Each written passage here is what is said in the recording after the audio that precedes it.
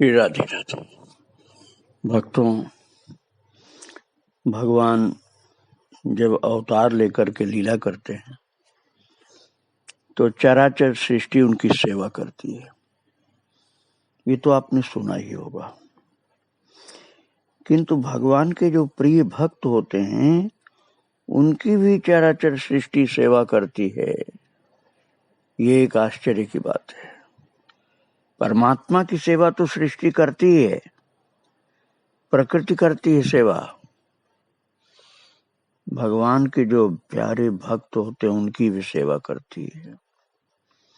वो कहीं भी चले जाएं, वन बिहार जंगल, नदी पहाड़ समुद्र, हर जगह उनकी सेवा करने के लिए भगवान की प्रकृति तैयार हो जाती है और देवी देवता भी उनकी सेवा करते हैं महाराज। और मैं आपको सुना रहा था चरित्र महान भक्त श्री चक्र जी की चरितावली। सुदर्शन सिंह चक्र जी का चरित्र में सुना रहा था आपको प्रभु की कृपा से। आपने सुना किस प्रकार से शेर शेरनी भी इनसे प्रेम करके दुलार प्यार करते हैं, सेवा करते हैं। कल मैं आपको सुना रहा था। उन दिनों ये चित्रकूट में रह रहे थे और उसके पहले रामवन में सतना के पास रहते थे, जहां रामवन में श्री हनुमान जी की प्रतिष्ठा की थी, बाल स्वरूप हनुमान जी की, जो वहां की जनता के लिए भय मोचन सिद्ध हुए। तो वहीं की घटना मैं आपको और सुना रहा हूं रामवन की। रामवन से लगभग 4 मील दूर सरमन डोंगरी नामक पहाड़ी है। तो रामवन से सुदर्शन जी दो एक साथी को लेकर प्रातः ही इस पहाड़ी पर चले जाते। दोपहर का भोजन पहाड़ी पर ही बनता। पहाड़ी पर एक झरना था रामवन की ओर। ये लोग दोपहर भर वहीं रुकते और शाम तक लौट कर आते थे। ऐसे अद्भुत स्वभाव के थे। जंगल पहाड़ में पता नहीं कहां कहां संकटग्रस्त जो जगह माने जाती उन जगहों में जाकर रहते थे और अकेले निर्द्वंद निश्चिंत। और एक बार ऐसी यात्रा इन्होंने वर्षा ऋतु में की। झरने तक पहुंचने से पूर्व ही साथ वाली सज्जन जो थे जिन्हें भोजन बनाना था वो बोले, मैं और सब तो लाया हूं किंतु आलू लाना तो भूल ही गया। दाल नहीं बनेगी ये बात पहले से निश्चित थी। सुदर्शन जी ने कहा, चलो ठिकाने पर चलकर कोई साग ढूंढेंगे। झरने के समीप कोई साग तो नहीं मिला, किंतु खट्टे पत्ते और डंठल वाली एक लता मिल गई। चीनी डालकर उसके पत्तों की खट्टी मीठी चटनी बनी और पराठे बनाए गए। वन भोजन तो पत्तों पर ही स्वादिष्ट लगता है, तो पत्तों पर ही रखना था। कोई बर्तन थाली कटोरी नहीं थी वहां और सबके सम्मुख पत्ते रखकर उस पर सामग्री परोस दी गई। अब देखिए क्या लीला प्रभु करते हैं और प्रभु के पार्षद क्या लीला करते हैं। पत्ते पर जब भोजन परोस दिया गया, बस उसी समय एक लाल मुख का मोटा सा बंदर एक हाथ में शहद का छत्ता लेकर के आया। उस शहद के छत्ते में मधुमक्खी नहीं थी, केवल शहद ही शहद था। और इन सब के पास आकर के वो मोटा सा लाल मुंह का बड़ा सा बंदर बैठ गया। हाथ में उसके शहद का छत्ता साफ सुथरा, उसमें शहद ही शहद, उसमें मधुमक्खी या अंडा कुछ भी नहीं। ये भोजन के समय आए थे, तो इसलिए सुदर्शन जी ने कहा कि भाई इनको भी 2 पराठे दे दो, ये हम लोगों के साथ भोजन करने आए हैं। सुदर्शन जी ने जब ये कहा तो रसोई बनाने वाले सज्जन ने 2 पराठे हाथ में लेकर आगे बढ़ाए, तो बंदर ने भी हाथ बढ़ा करके उन्हें ले लिया। अब पराठे भूमि पर रखकर दोनों हाथों से शहद का छत्ता मोड़कर बंदर ने 2 टुकड़े किए, करीब बराबर बराबर। एक टुकड़ा सुदर्शन जी की पत्तल पर डाला और दूसरा टुकड़ा अपने पराठे पर लेकर के चला गया। सुदर्शन जी को वो शहद का आधा छत्ता दे गया। अभी किसी ने भोजन आरंभ नहीं किया था।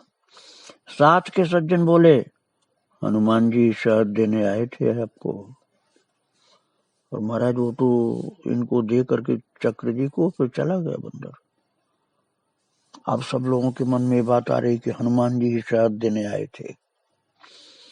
शहद का छत्ता निचोड़ने पर 5.25 शहद, 1.25 पाव शहद निकला। 1.25 पाव मतलब 1 पाव में 250 ग्राम होता है, समझिए आप। तो उसका चौथाई और इतना शहद निकला, 1 पाव से ज्यादा। और सबने शहद पराठे खाए। आलू नहीं लाए थे ना वहां से कुटिया से, तो लोग सोचते थे अब पराठे खाएंगे कैसे। तो ये हनुमान जी ने देखो व्यवस्था की जंगल में, और शहद और पराठे सबने खाए। ये लोग भोजन करके जहां बैठे थे वहां से जिस मार्ग से लौटना था, उस मार्ग पर थोड़ी दूर वृक्षों पर लाल मुंह के बंदरों का समूह उछल कूद कर रहा था, किंतु उस ओर किसी ने ध्यान नहीं दिया। साथ के सज्जन ने कहा, ये वन यात्रा पूरी तरह सफल नहीं हुई, कोई वन का फल चखने को नहीं मिला।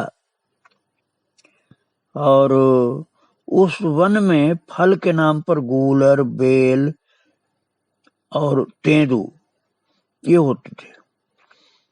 और अभी वर्षा ऋतु चल रही थी, तो बेल आषाढ़ में ही खाने योग्य रहते हैं, बरसात में खराब हो जाते हैं भक्तों।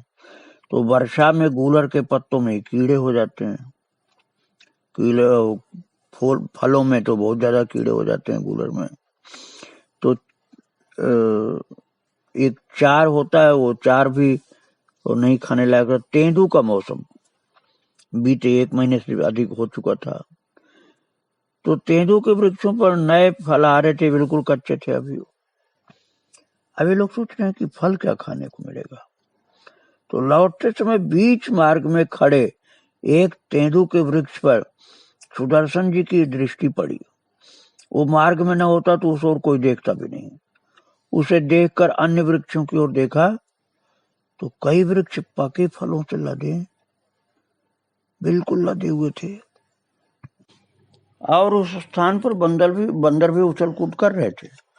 तो उन्होंने फल क्यों नहीं खाए या गिराए, ये प्रश्न मन में हो रहा था, लेकिन कोई उत्तर भी नहीं था इसका। तो साथ के 2 व्यक्ति पेड़ों पर चढ़ करके उन्हें हिलाने लगे, और सब ने जी भर के तेंदू के फल खाए। और सबका कहना था कि इतने मीठे तेंदू तो कभी नहीं खाए। वक्त में तेंदू का फल उधर जो जंगल है ना मध्य प्रदेश में, उधर के लोग ज्यादा जानते हैं। तो एक झोला पके तेंदू राम वन में भी ले आए, एक झोला भर करके पके हुए तेंदू, जबकि कोई उम्मीद नहीं थी कि तेंदू इस समय भी इतना अच्छा मिल सकता है।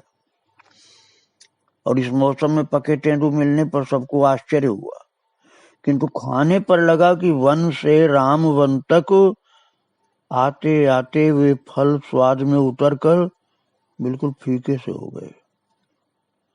वो तो उनको वहीं के लिए मिले थे भक्तों, वो तो हनुमान दादा ने वन में उनकी पहुनाई की थी। तो फल झोला भर के ले आना तो अतिरिक्त लोभ था ना। वन में पहुनाई की थी तो वन में खूब खाना चाहिए था। अब जितना वन में खा लिया उतना तो बहुत स्वादिष्ट था, और जो ले आए झोला में भर के उसके में स्वाद नहीं रहा।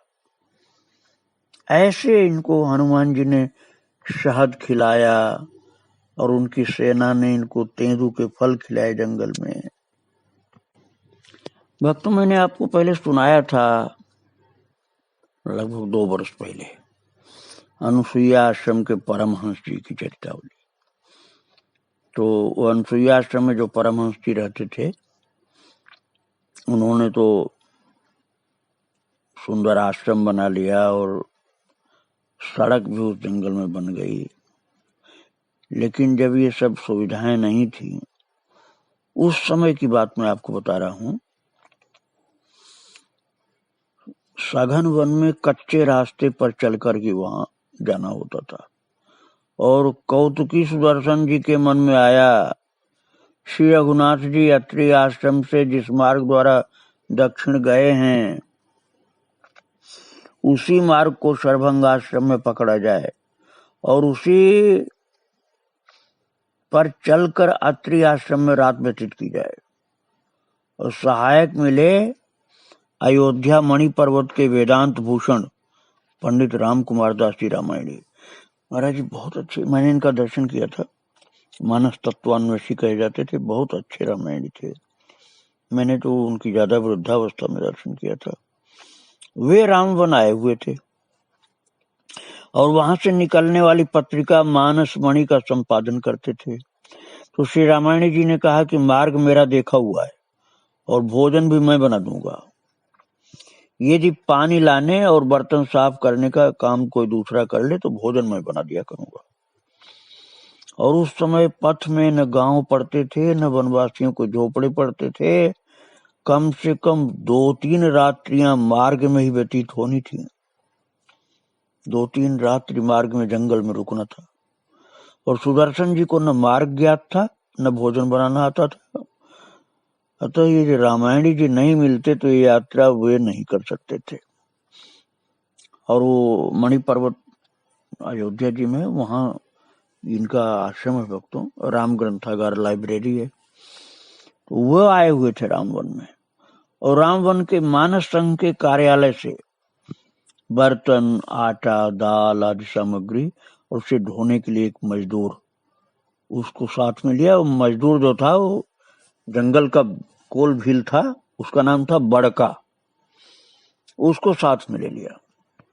भक्तों मैं आपको ये सुना रहा हूं कि जंगल में जहां न कोई बस्ती, न कोई झोपड़ा, न कोई रास्ता, न कोई इंतजाम, ऐसी जगह भी भगवान के भरोसे चक्र जी कैसे चल पड़ते थे और कैसे प्रभु व्यवस्था करते थे। इस प्रकार से रामायणी जी, सुदर्शन जी और वो सेवक जो था बड़का, ये 3 यात्री रामवन से चले।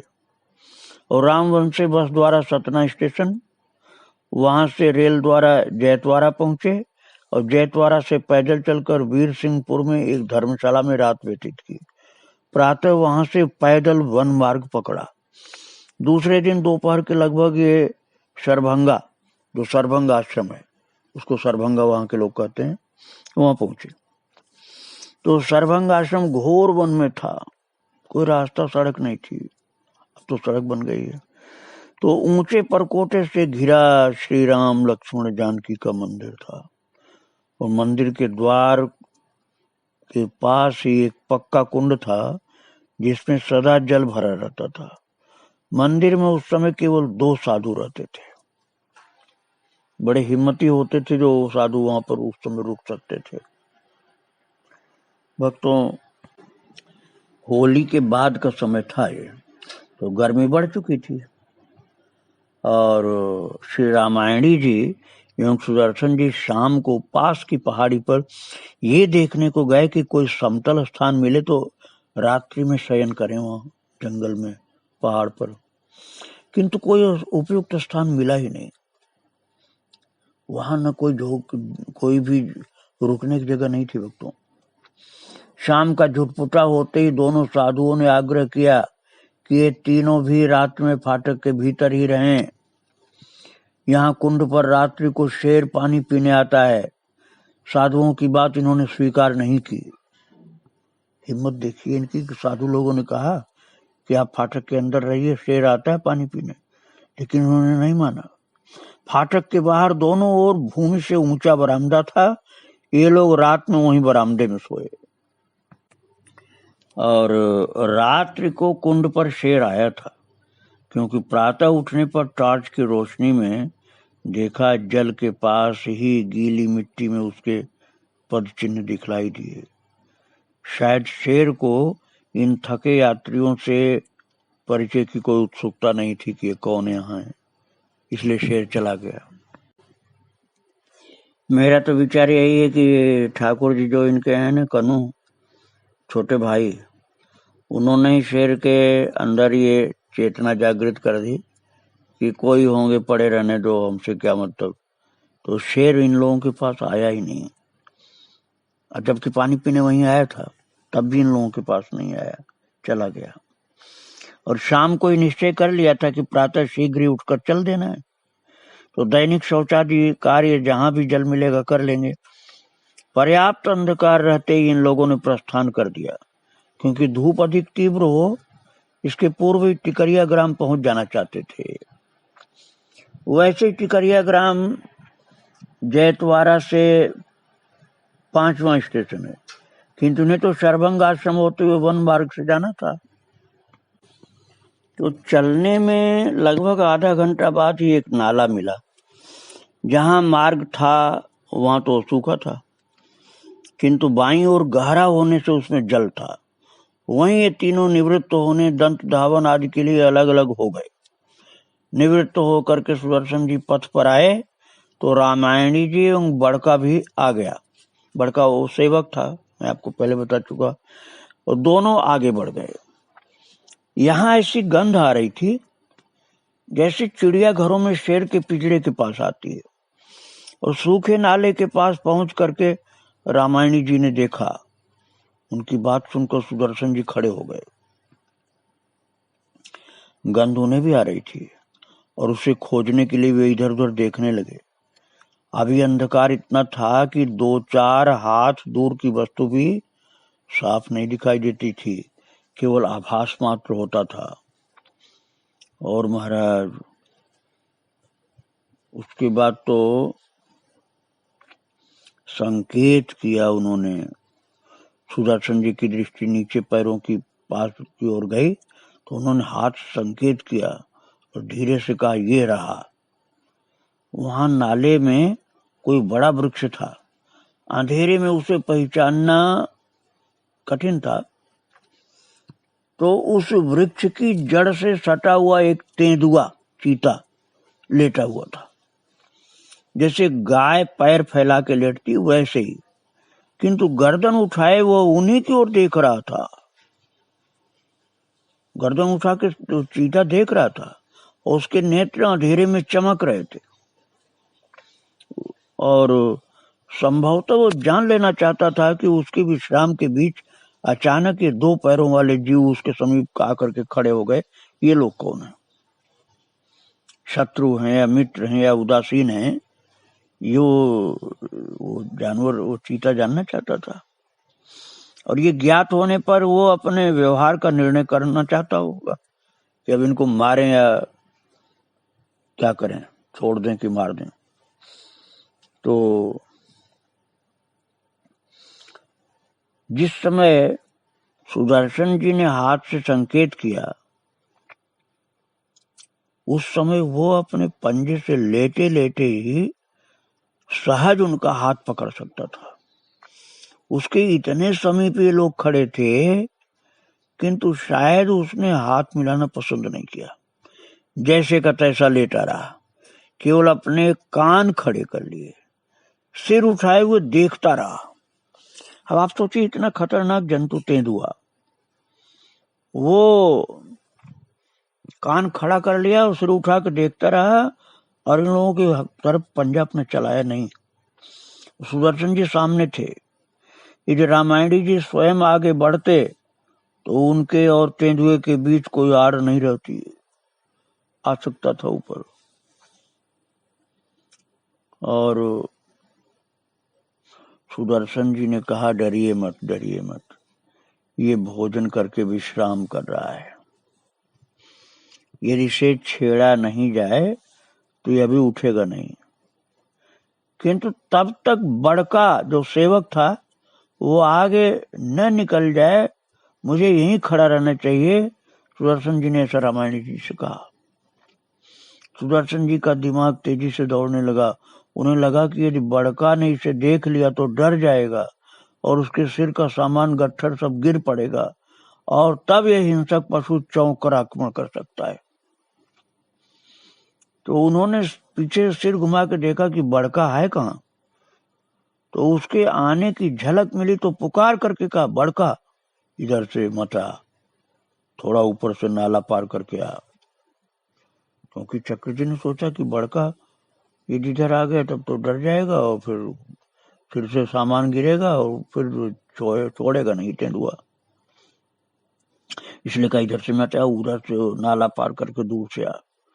और बाबूजी रास्ता तो यही है, वो बोलने लगा। बड़का ने ऐसे बोला जब, तो फिर धीरे से कहा चक्र जी ने, नालायक, मैं कहता हूं कि इधर से मत आ। जोर से थोड़ा डांटा। और बेचारा कोल डर करके ऊपर की ओर बढ़ गया। उसे देख करके सुदर्शन जी भी आगे बढ़े। अब तक रामायणी जी चुप थे, वे भी 2-4 पद साथ चल करके आगे हो गए। हिम्मत रामायणी जी की भी थी, नहीं तो घबरा करके कहते वापस चलो, किंतु अब वो भी साथ पकड़ रहे हैं। नाला पार करके लगभग 10-15 गज जा करके रुके तो बड़का पास आ गया और सुदर्शन जी से उसने कहा, और वो तो यही कह रहा था कि रास्ता से अलग आप ले आए। तो बोले कि देखा वहां कौन लेटा है। और देखते ही बड़का के सिर की गठरी गिर पड़ी और जिससे उसकी पगड़ी खुल गई। उसे सहारा देकर के ठीक किया। तेंदुआ अभी तक गर्दन घुमा करके उनकी ओर देख ही रहा था, अब सब उसकी ओर पीट करके चल पड़े। और अरुणोदय हुआ, सूर्य नारायण का लाल भी मुहूर्त हुआ। इसी बीच पीछे से तनिक तेज चल करके बड़का समीप आकर फुसफुसाया, बाबूजी करौछा। और जंगल की बोली में करौछा एक जानवर को बोलते हैं दोस्तों। वो कहीं से देख लिया बड़का ने, वो पास में आके धीरे से बोला, बाबूजी करौछा। तो इन्होंने देखा दाहिनी ओर करीब 18-20 गज दूर पर खुले में एक सुंदर सुस्पष्ट काला चीता इनको पीठ करके स्थिर खड़ा सूर्य की ओर देख रहा था। और काली बिल्ली जैसा काला चमकता शरीर उसका बड़ा सुंदर लग रहा था। और महाराज सुदर्शन जी तो परम निर्भीक थे, इसलिए वो खड़े होकर के देखने लगे कि सूर्योदय के प्रकाश में इतना भव्य दृश्य दोबारा देखने को शायद न मिले। वो काला चीता सूर्योदय के समय पर बिल्कुल निकट में देख रहे हैं खड़े होकर जंगल में। लेकिन बड़का ने कहा कि बाबूजी ये जंगल का सबसे धूर्त प्राणी है ये। और वनवासी जाति का था ना, तो उसको पता था, उसको प्राणियों की जानकारी ज्यादा थी। उसकी चेतावनी मान करके फिर इन लोगों ने कहा, क्या मतलब? बोले बड़ा अचानक धोखा करता है, सबसे ज्यादा खतरनाक जीव है। किंतु वो चीता तो वैसे सूर्य भगवान की तरफ मुंह किए खड़ा था जैसे सूर्य भगवान की पूजा कर रहा हो। उसने न सिर उठाकर देखा, न कान इधर उधर घुमाने की कोई जरूरत समझी, और इनकी उपस्थिति से अनजान सा बना वो खड़ा रहा, वैसे ही खड़ा रहा। ऐसा नहीं हो सकता है कि उनके आने का ज्ञान चीता को न हुआ हो। वो वन प्रदेश का सबसे चौकन्ना जीव है, वो क्यों इनसे अनभिज्ञ हो करके रह सकता था? लेकिन विश्व नियंता ही उसका उत्तर जानते होंगे कि क्यों वो इन लोगों की ओर नहीं घूमा और क्यों वो सूर्य की ओर मुंह किए खड़ा रहा। भक्तों, चीता को कन्हैया ने रोक रखा था, उस काले चीता को, नहीं तो वो तो आक्रमण कर देता। और जंगल का दृश्य इनको कितना अच्छा लग रहा था चक्र जी को कि अभी जंगल से बाहर निकलना ही नहीं चाहते थे, क्योंकि इनको भय तो था ही नहीं। ये तो रुक करके जंगल के खतरनाक जंतुओं को देखते थे, मुस्कुरा करके कि भगवान की सृष्टि में ये कृष्ण ने कैसे कैसे जंतु बनाए हैं। लेकिन इनको तो न कोई डराते थे न ये डरने वाले थे। इसलिए अभी इस वन के दृश्यों को आगे हम आपको थोड़ा और दिखाएंगे, किंतु आज यहीं प्रणाम करके विराम दे रहे हैं। श्री राधे राधे, जय श्री राधे।